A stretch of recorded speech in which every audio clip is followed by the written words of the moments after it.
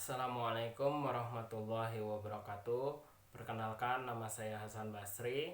Saya mahasiswa Teknik Elektro Universitas Jenderal Ahmad Yani.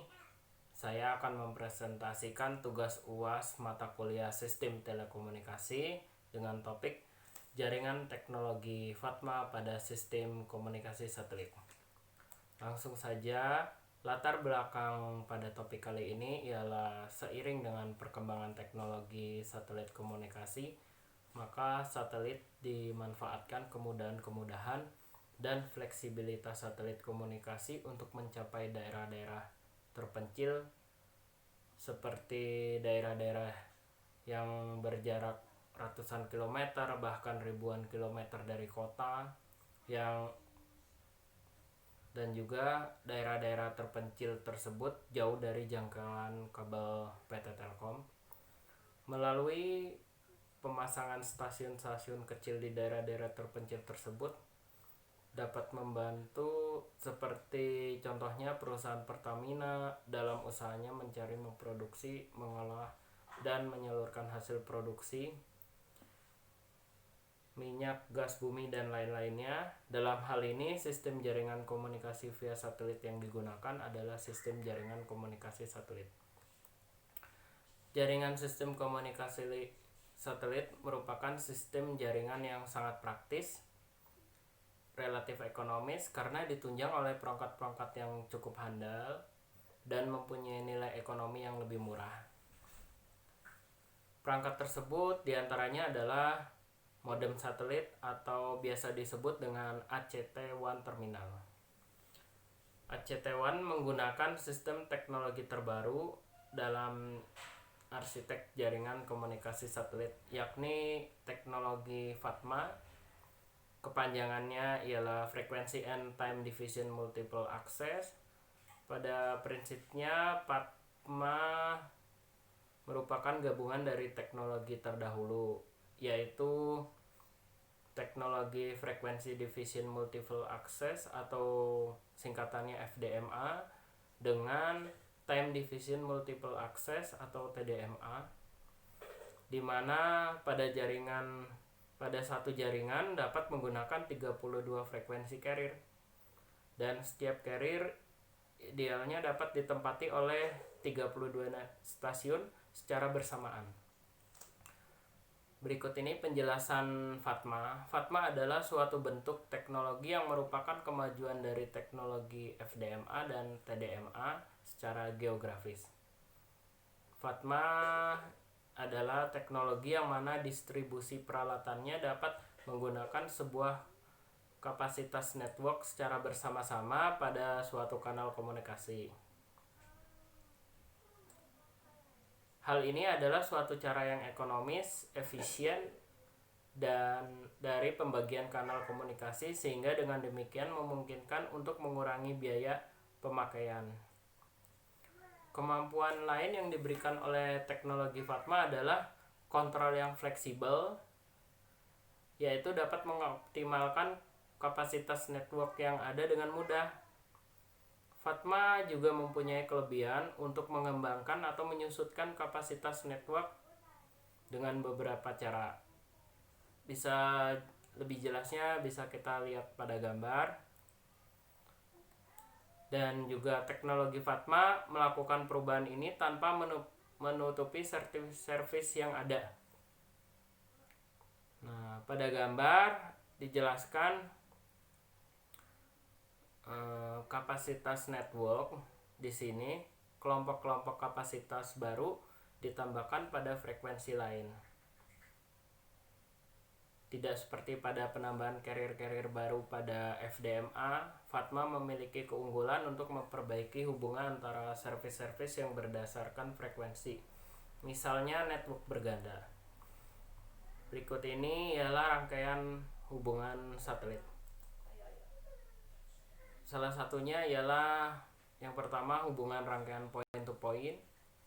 Nah, rangkaian hubungan satelit point to point pada sebuah stasiun di mana multiplexer merupakan unit yang mengkonsentrasikan lokasi-lokasi trafik ini dalam lokasi ditransmisikan.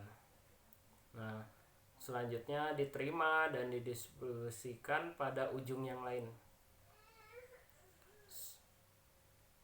Sehingga konfigurasi sederhana ini diubah lagi untuk banyak lokasi yang berbeda yang harus dicapai dalam satu network point to point. Yang kedua ialah hubungan rangkaian multi point. Nah, pada hubungan rangkaian multi point menghasilkan dua aspek jaringan, yaitu sebagai berikut.